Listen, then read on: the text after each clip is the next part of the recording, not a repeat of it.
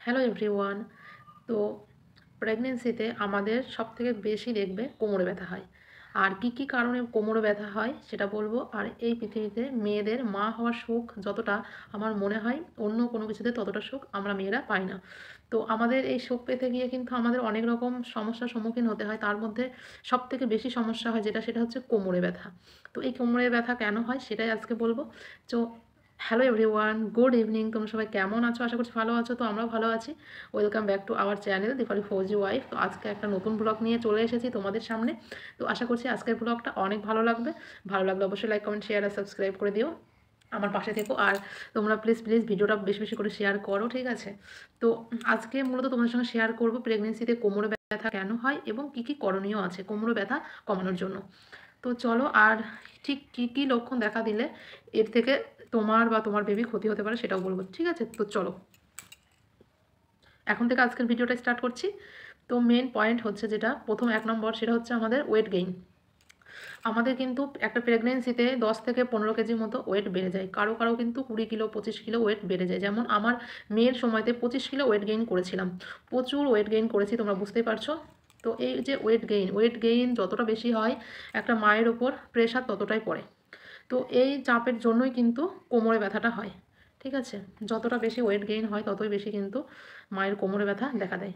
Next হচ্ছে স্পাইনে সব থেকে বেশি চাপ পড়ে। তার কারণ হচ্ছে আমরা যখন প্রেগনেন্ট হই, যখন 5 মাসের পর থেকে আমাদের বেবি বাম্পটা শো হতে শুরু করে, তখন দেখবে পেটটা আমাদের ধীরে ধীরে বড় হতে থাকে।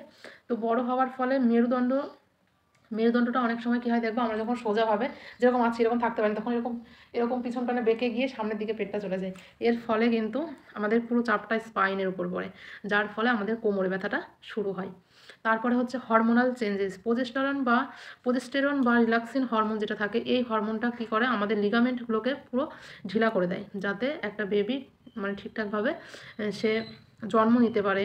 তার যে আমাদের জন্ম দেওয়ার যে প্রক্রিয়াটা থাকে ওই প্রক্রিয়াটা যাতে ঠিকঠাকভাবে হয়, যার জন্য কিন্তু লিগামেন্টগুলোকে পুরো ঢিলা করে দেয়, আর যার ফলে কিন্তু আমাদের কোমরে ব্যথা হয়।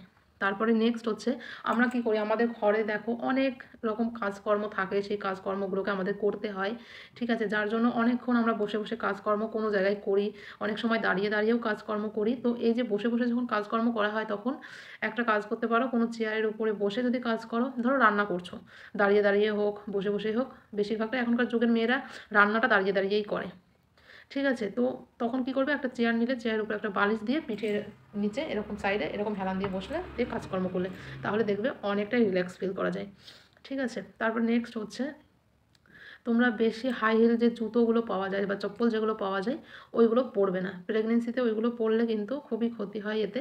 আর তুমি যদি কোনো সময় ডক্টর দেখাতে যাও, সব সময় কিন্তু হালকা পাতলা যে চপ্পলগুলো পাওয়া যায় ওইগুলোই পরবে। তার কারণ হচ্ছে তোমার প্রেগনেন্সিতে কিন্তু ওয়েটটা গেইন হয়, তোমার ওয়েটটা যেহেতু বাড়ছে। আর সব সময় নিজেকে নিয়ন্ত্রণে কিন্তু রাখা যায় না, কোনো সময় মাথা ঘুরে যায়, কোনো সময় বমি পায়, অনেক রকম সমস্যা হয় প্রেগনেন্সিতে।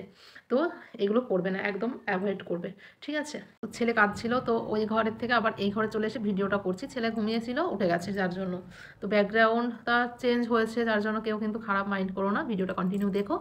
তো নেক্সট হচ্ছে তোমাদের প্রেগনেন্সিতে অনেকে কিন্তু খেতে পারো না, বা আমিও মেয়ের সময় যেমন খেতে পারতাম না কিছুই প্রথম দিকে।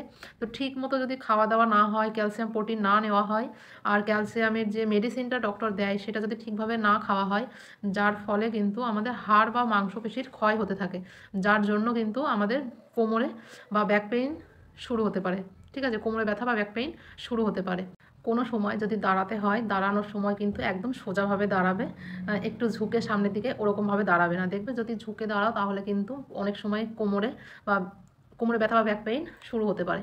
কোনো জিনিস ধরো নিচে আছে, সেটা তুলতে হবে, তাহলে আস্তে আস্তে বসবে, বসার পরে সেই জিনিসটা হাতে করে নিয়ে আস্তে আস্তে উঠবে। একেবারে এরকম ঝুঁকে জিনিসটা এরকমভাবে তুলে নেবে না, এতে কিন্তু পেটে লাগে, আর এর ফলেও কিন্তু অনেক সময় কোমরে লাগতে পারে এবং ব্যাক পেইন শুরু হতে পারে, ঠিক আছে? আর অবশ্যই যখন কোনো সময় ঘুমাবে, তখন কিন্তু কোনো সময়ের জন্য চিত হয়ে একদমই ঘুমাবে না। সব সময় কিন্তু বা রেস্ট করার সময় চিত হয়ে একদমই শোবে না, সবসময় মানে বা সাইডে পাশ হয়ে শোবে, ঠিক আছে? আর ডক্টররা কিন্তু বলে যে বা পাশ হয়ে ফিরে শুতে, তাহলে কিন্তু এতে বেবির যে অক্সিজেনটা বা ব্লাড যেটা চলাচল করে, রক্ত যেটা চলাচল করে, ওটা কিন্তু ঠিকভাবে চলাচল করতে পারে, ঠিক আছে? নেক্সট হচ্ছে যদি কোনো সময় ধরো বসবে তখন কিন্তু একটা কাজ করতে পারো, চেয়ারে বসলে পিছনে একটা বালিশ দিয়ে নেবে, ঠিক আছে, তাহলে কিন্তু অনেক সময় রিল্যাক্স ফিল করা যায়। নেক্সট হচ্ছে ঠিকঠাকভাবে খাওয়া দাওয়া করবে, খাওয়া দাওয়ার গন্ডগোল করলে চলবে না, সবসময় ক্যালসিয়াম জাতীয় খাবার, প্রোটিন ফ্যাট রয়েছে সমস্ত খাবার খেতে হবে। তারপরে নেক্সট হচ্ছে বললাম মানে ঘুমানোর দিকটাও একটু খেয়াল রাখতে হবে, বা সাইড ফিরে শোবে। এবার বলি যে কী কী করলে তোমাদের ব্যাক পেইন হবে না।